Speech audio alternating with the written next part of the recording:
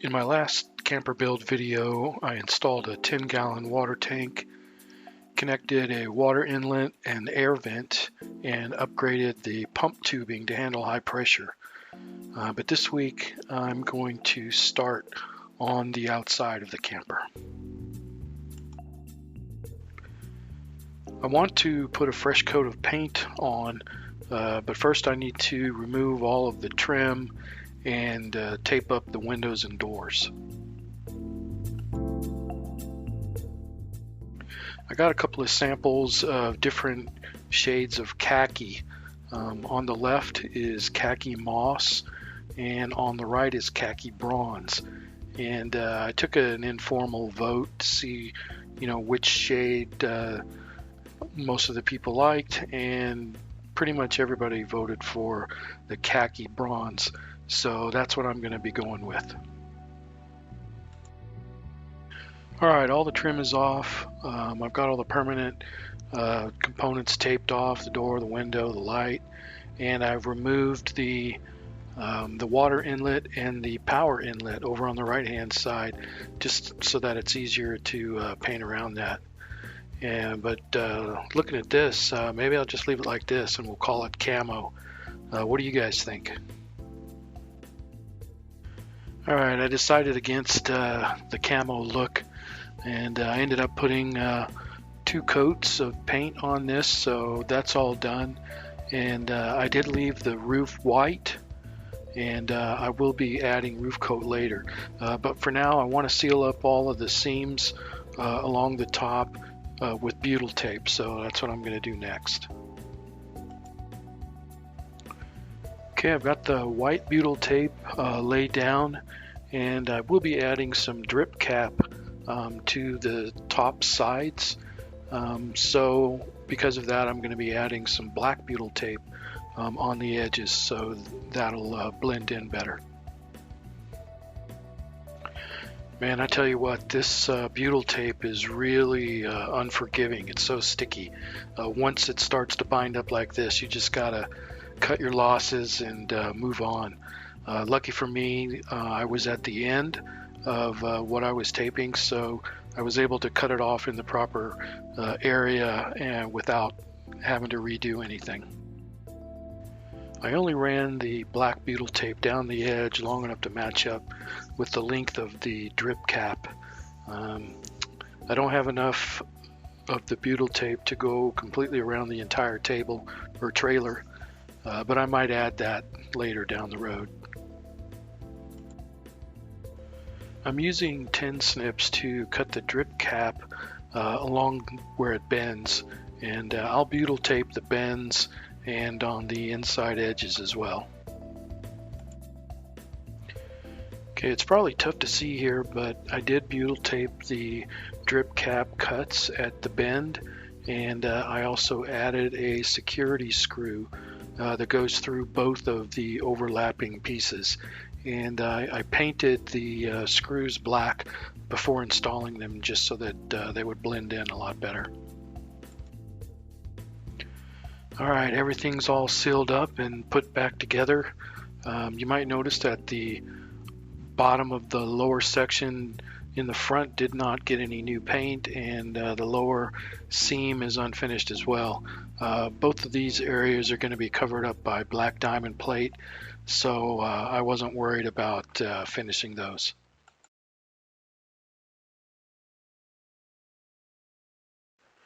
I picked up a couple of 3x3 sheets of diamond plate aluminum, and I should be able to install both of these with minimal cutting. But look in the upper right corner there, you see that sticker. Why do they put this sticker on the side that's going to be showing? Why can't they put that on the back? Because now I've got to spend the time cleaning all that off, and that stuff sticks pretty tough. It's tough to get off, but that's what it is. All right, I was able to get that sticker off, but before installing these, I wanted to put a couple coats of black paint on, just so that I would better match the trim around the trailer. And I'm using this Rust-Oleum satin paint and primer all in one, and it's for plastic, metal, and wood, so it should work out well for this aluminum diamond plate. Alright, I ended up putting 3 coats on these, but they're ready to go. Since my trailer is 6 feet wide and these are 3 feet by 3 feet sections, I didn't have to cut them at all. I'm just going to place them on this side, and when I get to the horizontal seam, I'll just bend it up, and you'll see what I mean in a second. Alright, before I attach the diamond plate, I needed to disconnect all the edge trim along the bottom there, and so that I could slip the diamond plate behind the trim. And I also ran some butyl tape along the seam under the diamond plate, just to eliminate any possibility of moisture getting behind the diamond plate and into that seam. Alright, the diamond plate is installed, and the edge trim is back on, and I've got my electric input box back in place. I did have to cut out around that box on the diamond plate though to make that fit nice. And then I sealed the top edge of the diamond plate with butyl tape, and I'll be adding some trim along that down the road, so you won't be able to see any of the butyl tape. Okay, next I'm gonna be working on the vent fan, and I'm just gonna pull the vent fan from this camper shell that I built a couple of years ago, and I no longer use this. I've removed it off the truck. So I'm just gonna repurpose this vent fan and install it on the camper. Okay, so I drilled holes in each corner of the vent fan pocket, and I'll go out on the outside and I'll draw straight lines between each of the holes, and then I'll just use my jigsaw to cut out that opening.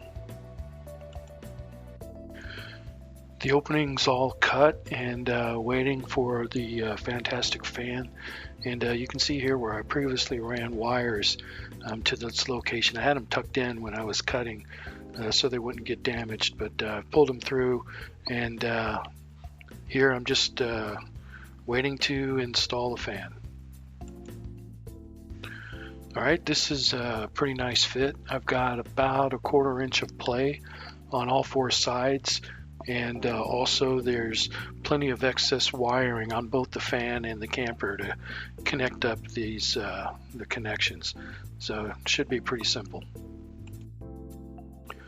Okay, I've got the fan installed. The wiring is all connected and tucked away, and it's pretty hard to tell here, but the fan is actually running here. You can't see the blades because it's the rotation, but everything seems to be working great. Okay, here I've got the trim installed, and it hides all the rough edges. And when I installed this fan, I checked the thermometer, and it was 84 degrees inside the camper. And after running the fan for about 20 minutes, the temperature dropped down to 72 degrees. So that's not bad, and it's in the heat of the day, so the temperature didn't drop because the sun's going down. So that's not bad. Okay, I had weather stripping between the fan and the camper roof, and then I placed weatherproof tape around the edges and covered that with Eternabond. And then I installed this rain guard over the fan, and that way I can actually use the fan when it's raining. Alright, that wraps up all the exterior work. So in the next video, I'll move back to the inside and continue working on the kitchenette area.